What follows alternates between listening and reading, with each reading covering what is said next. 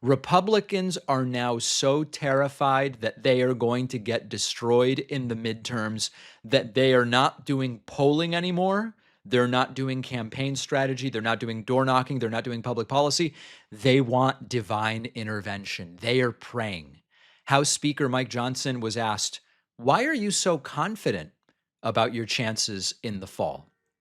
And he says, "Well, you know why? Because we are praying. It's not because we solved the affordability crisis. It's not because Americans have realized how much we've improved their day-to-day lives. It's because people are praying, and that's what's going to drive us to victory." Let's take a look, and I have a lot to say about this. The American people can trust House Republicans, the Republican Party, to run this government, and we keep delivering. We're going to do that, run all the way through the tape towards the end of the year, to the end of the year, and I believe for this reason we're going to win the midterms. I'm very bullish about the outcome, and we talk about it all the time. With each passing day, I'm more confident, Tony. As you repeatedly say, you exceed the expectations of the pundits. They still don't understand the power of prayer. That's right. And look, I've been openly saying this. I told a big gaggle of Hill Press reporters yesterday at an event. I said, listen, this is a God thing. It really is. I mean, we have intercessory prayers who are on the ground at the Capitol praying each of these things through. My colleagues know that. They know I believe that, and we're watching it happen.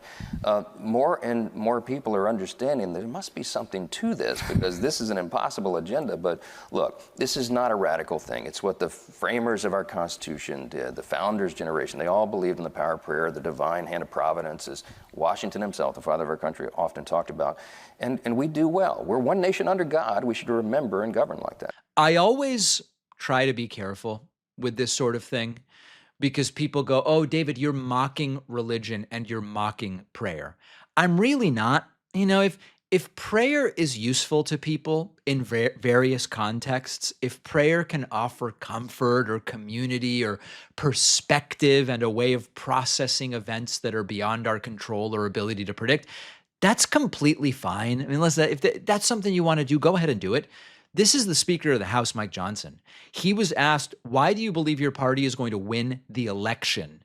And his evidence is people are praying. People are asking God to make it happen. It's not because we've improved people's lives or made affordability more relevant again or any of that stuff. It's just people are praying. And at what point can we call this a form of mental illness? If I told you I was imagine that tomorrow I said, "Hey guys, we're going back and forth. Can Democrats win the House? Can Democrats win the Senate?" I'm increasingly confident Democrats are going to win the entire thing because I just saw a group of people doing a rain dance. I think everybody would understand that I'm not providing any substantive or real analysis here. And I'm not doing anything if I go, the rain dances are what are going to help us win, most people would also realize that's not going to help us win.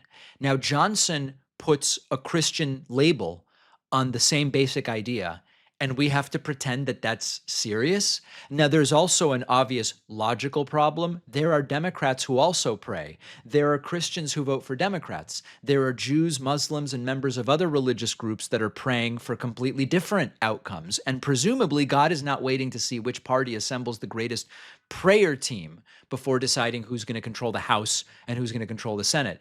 And what makes the clip so revealing is that his confidence is going up with each passing day as the evidence actually gets worse. Trump's approval is down into the 30s. In some polls, Trump's approval on the economy is in the high 20s. Democrats are leading generic ballots by record numbers, and Republicans are in a position where they either have to defend Donald Trump's war or risk angering Trump about the fact that they're not defending his war.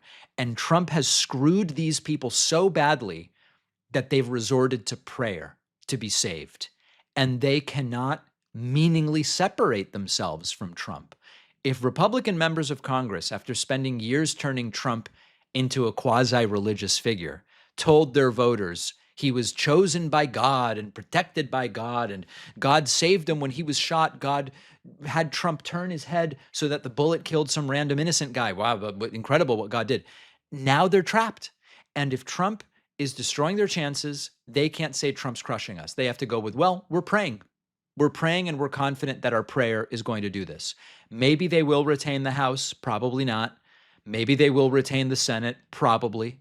You know, there's uncertainty to elections, districts are gerrymandered, and Democrats regularly make mistakes. But if Mike Johnson has actual evidence that Republicans are recovering and on a path to holding the House, he should present it. This is a God thing, is what you say when you have catastrophic numbers and prayer is all you've got left. Boy, are they in trouble. Thanks for watching. Check out another one of our videos and make sure to subscribe so YouTube keeps our content in your feed. And if you prefer audio, subscribe to the podcast on Spotify or Apple.